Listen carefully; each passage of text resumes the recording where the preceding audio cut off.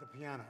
Every kid, you want your, I have some grandchildren, they take piano lessons, they stay with it for 20 minutes, and that's it. Some stay for longer. No, I'm talking about my grandchildren. But, well, see, people ask me why not the piano, but there was never a why not the piano. I do play the piano, not terribly well, but I play, I mean, look, by the standards of, okay, I'm not trying to do false humility, but, you know, the great pianist Yu Wang, for instance, is sort of a friend of mine, or Stephen Huff, one of the all-time interpreters of Rachmaninoff, and many, many others. Can they play the organ? Well, I believe Stephen does play a bit of organ. I think Yu Wang would definitely not play the organ, and I would advise her not to, because competitively that would be very bad for business. But you know, the thing is, there was never a why not the piano. I did play the piano, still love to.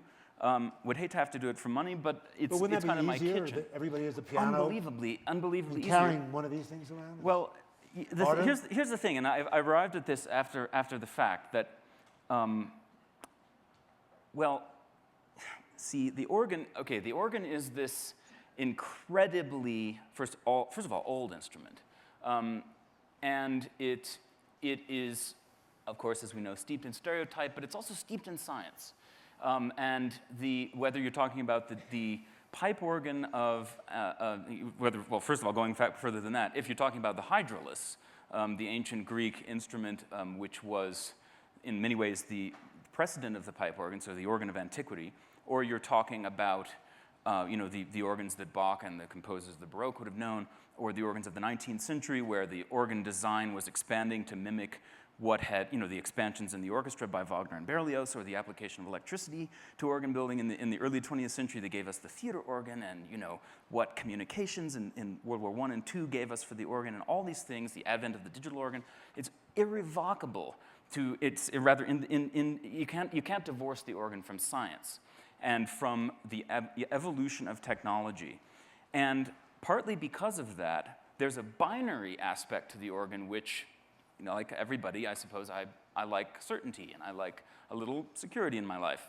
Not much, but some. And there's something about the organ, it's basically due to the fact that the organ is the only instrument that uses energy from outside of the human body. If I'm speaking, even though I can speak at length, as you're starting to find out, or you're singing, or you're playing the piano, harp, or virtually any instrument, the amount of sound that you will generate and the length of time that you can do so will be limited by the stamina of your body. You're going to run out of energy eventually. Not so with the organ. If I hold a note on the organ, it will continue to sound as long as I hold it. And this was more or less true. I'll use a softer note. This is more or less true for all of the time of the organ's history.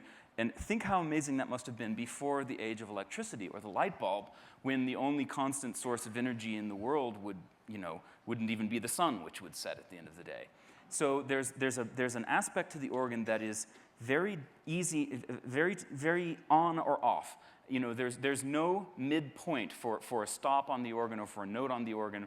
When I've told the organ to make a certain noise, a certain sound, sometimes it's noise, and I hold a key, if I have the settings in the proper way, either that note will sound or the keys will make no sound. Anything in between would amount to an error state. And that sort of binary on or off is just enormously attractive to me as a musician, and I think as a person. And it's not true with the piano. You know, the piano has all kinds of degrees of expression. It's possible to sort of get a key down without getting a sound. You don't always know what's going to happen. All of those are very attractive excuses for why I'm not a very good pianist, but they're also why I like the organ better than the piano.